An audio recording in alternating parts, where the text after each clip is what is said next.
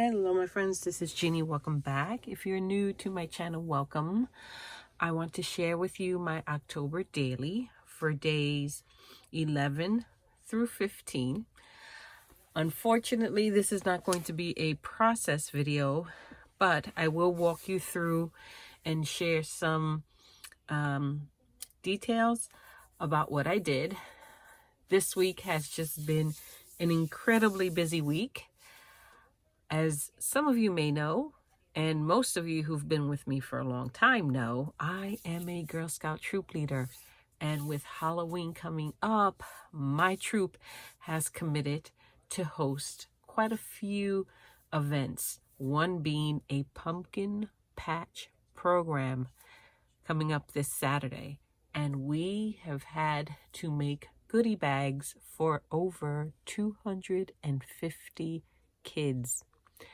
Yeah, 250. Plus, we had to come up with activities and games for the kids as well. So, needless to say, that has been taking up a lot of my time. In between, here and there, I have managed to work on my pages. I am a little bit behind now, but that's what it is, and I'm okay with that. I'm certainly not going to rush through the prompts because I'm really enjoying these prompts. I want to take my time with them, and I want to create pages that I'm proud of, and they just make me happy when I see them. So I'll just put out the videos as I can when I can, and I hope that you're patient with me in that sense. So all that being said, let's start with day, I think I've shared 1 through 10 and we are up to 11. So here is day 11. This door should look familiar. It is very similar. It's to the door that I did for day 8. And it would be because this is a continuation of what happened in days 8 and 9 and 10. So the prompt for day 11 reads, slowly you open the door and you notice a shadowy figure standing there. Upon being noticed, it runs away. What was it doing? Well, let's open the door. And there is the shadowy figure standing in a very shadowy hallway. Now this page was really fun for me because what I did was I took a background that I found on, I think it was a Google search. I just did a search for, I think it was castle backgrounds, something to that effect. Printed it in gray tones, went in with my crayons and other media, and just kind of gave it some life, made it very grungy and creepy, added some shadows with my Stabilo oil pen. So I added some Tim Holtz clippings. It reads, here in the darkened house of weeping, she felt dimly that the end was not yet. And here is that shadowy figure. What was she doing? Well, she was trying to help somebody escape. So behind the shadowy figure, I tucked some paper dolls, some of these Tim Holtz paper dolls, and here we have twins. Who are these twins, and why is this shadowy figure trying to help them escape? And does it have anything to do with the message on the door that reads, I want to live? Who wants to live? What's going on? So that is day 11.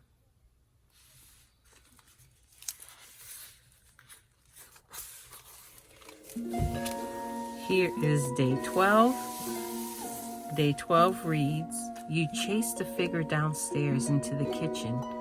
At the table is a plate of freshly prepared food. What is on this plate? Here we have a ghostly figure hanging out in the kitchen before this beautifully set table. But if you look at it carefully, something's not quite right about this table. There appears to be splatters of blood everywhere. You can see the splatter of blood on her hand. She's about to take the lid off the main course. Do we really want to know what's under that lid? I really don't. And in the plate, front and center, what do we see but a skull? There it is, a skull. So again, this background is another background that I printed from Google. That is my go-to method when I want a particular themed background. I'm certainly not an artist. I'm not capable of creating these backgrounds. So I find something that kind of works with what I see in my head. I print it in grayscale or gray tones, and then I just go in with my markers, my pens, and whatnot in that color. Looking at this one, actually, I did not print this one in grayscale. I think I printed this one in color. It was a very bright, vibrant, glitzy table setting, I think for a wedding venue. And I just went in and I grunged it up, outlined the candles. I used my Nouveau drops to add some dimensions to the flame and make them look like actual flickering flames. I don't know if the camera will pick that up. And there's a bunch of layering involved and some splattering, and that is how I completed day 12. That is a Tim Holtz paper doll. What I did once I grunged everything up, I took my X-Acto knife and cut some slits strategically placed so you really won't notice them, and so that it allowed me to tuck the doll behind the candles, behind the table, so that it looks like she's hosting this table, this creepy, crazy feast that's going on here. That is day 12.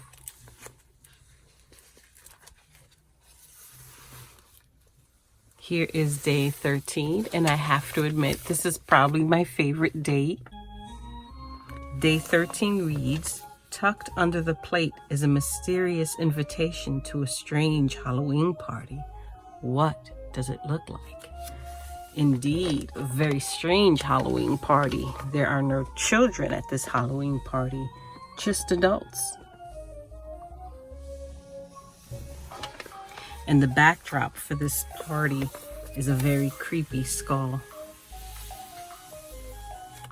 Now, this skull was a plain white, non-dimensional skull that I cut from a collage book. And I used, again, my distress crayons, my Stabilo oil pen. I also used my distress inks. I used some sprays to add some dimension to this and some texture to this. I covered it with gesso as a base because I wanted some texture when I was applying the gesso. I took care, I deliberately did it so that there was texture.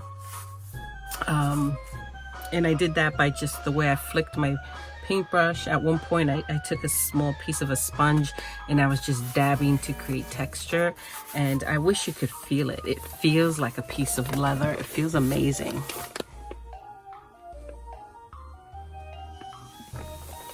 And the background was created with a bunch of sprays. I used the Dina Wakley Media sprays in different colors. I don't think, I might have used some of this medieval, but mostly it was purples and blacks I used, and probably some of that medieval to create this blue. And then of course I have the goat splattering. So this is a very interesting Halloween party. And why are there no kids at this Halloween party? Why only adults? And these adults look very serious, very severe. Why are they all wearing masks? I know it's a Halloween party, But is it because they don't want anybody to know who they really are? Is this some kind of masquerade party? And if so, what's the point of it? And why is the background this skull? That is day 13. Now day 14 reads, ding dong, it's the doorbell, and sounds of kids trick-or-treating. Through the glass of the door, you see shadows taller than children. So I would imagine this is what you see through the door.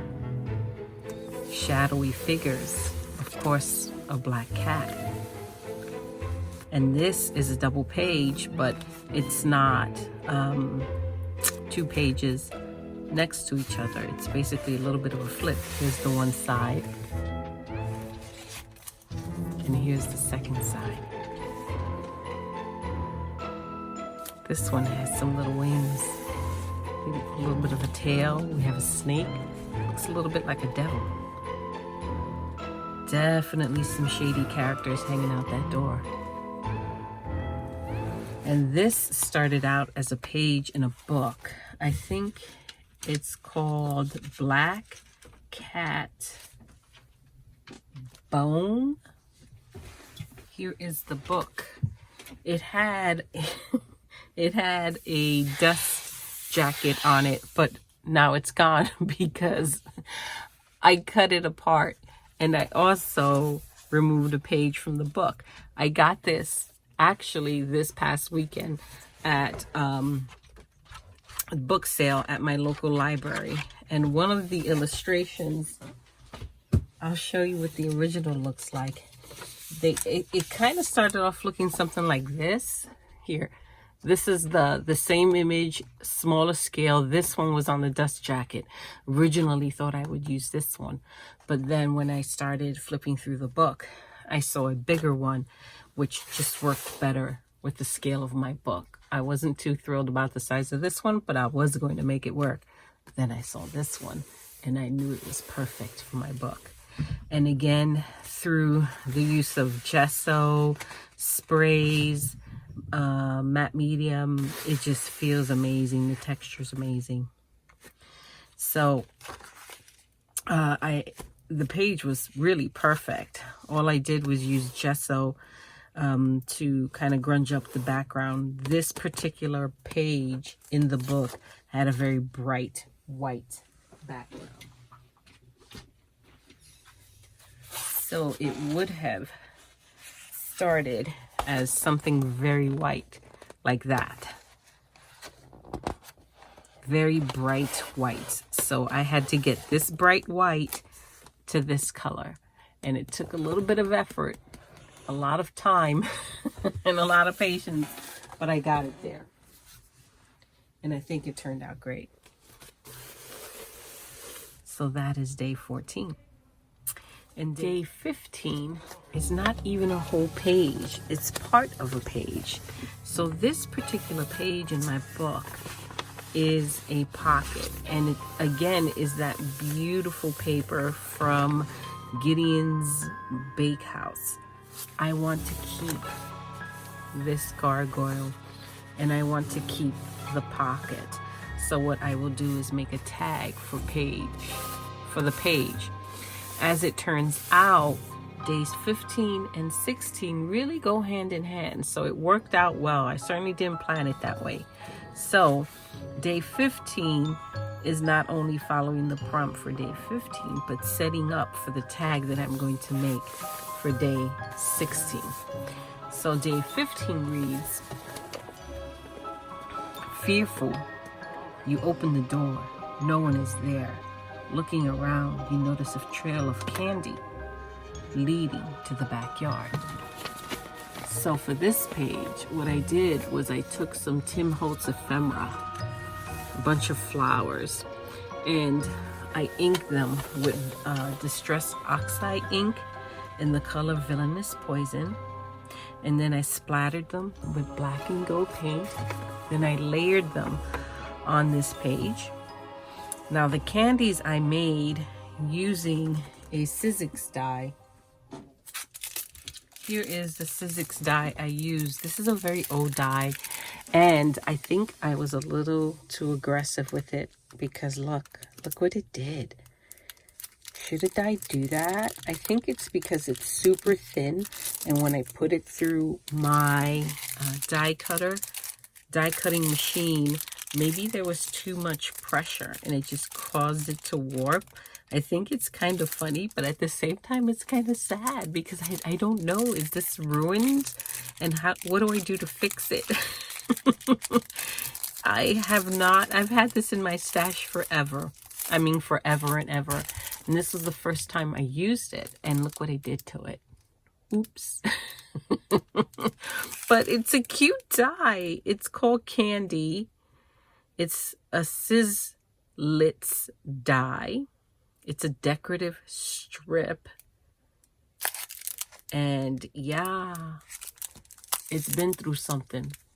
So I'll work on straightening it out. But what I did was I took those different candies, and again I used my Dino Wakely Media gloss spray in different colors, and just I wanted vibrant pieces of candy to tuck in between these flowers, and that's what I ended up with. So I tuck them here and there behind the flowers, and then here in the center I have another Tim Holtz paper doll, and here we have two little kids dressed in Halloween costumes. Now, to understand why I put the kids there, you have to know what prompt 16 is. So I'll read it, although I haven't created a page for it yet. Day 16 reads, hearing the laughter of children coming from the back. You run to the back and follow the sounds to a giant mausoleum. So that's why I put these kids there, because I wanted to have the flowers, I wanted to have the candy trail, and I wanted to have the kids. That's where the laughter is coming from. Or is it? And who are these kids? Why are they hanging out in the backyard looking so creepy? I guess we'll have to find out. So that is where I left off. I do plan on working on day 16. I have an idea of what I want to do for day 16, and I think it's going to involve this mausoleum. I think this is going to be my mausoleum. And again, that is something that I found on Google. I looked through my collage books to see if I can find a mausoleum, but I didn't find anything that was the scale that I needed. This is the only thing I can find that works. I'm not sure how I'm going to make it work, but I'm going to make it work. That's going to be day 16. So this is my little teaser right here for day 16. So that is my share, my friends. Tell me, which is your favorite page? I already told you mine. Again, I am following October daily prompts that were put out by April, who is Pink Odd Bird, in collaboration with Release the Craftin'. I don't know if I mentioned that in past videos. If I haven't, then I apologize for that, and I will try to remember to mention that moving forward. So it's a fun list simply because it's telling a story, and I'm certainly having fun putting the story to pages in my journal, and I hope you're having fun and are enjoying the process. So again, thank you, my friends. I truly do appreciate you. If you are new to my channel, be sure to subscribe. I would love to have you. And if you enjoyed this video, a thumbs up would be greatly appreciated. Be sure to leave a comment down below. Let me know, what is your favorite page? That's mine. I will catch you all in the next video, my friends. Until next time. Bye-bye.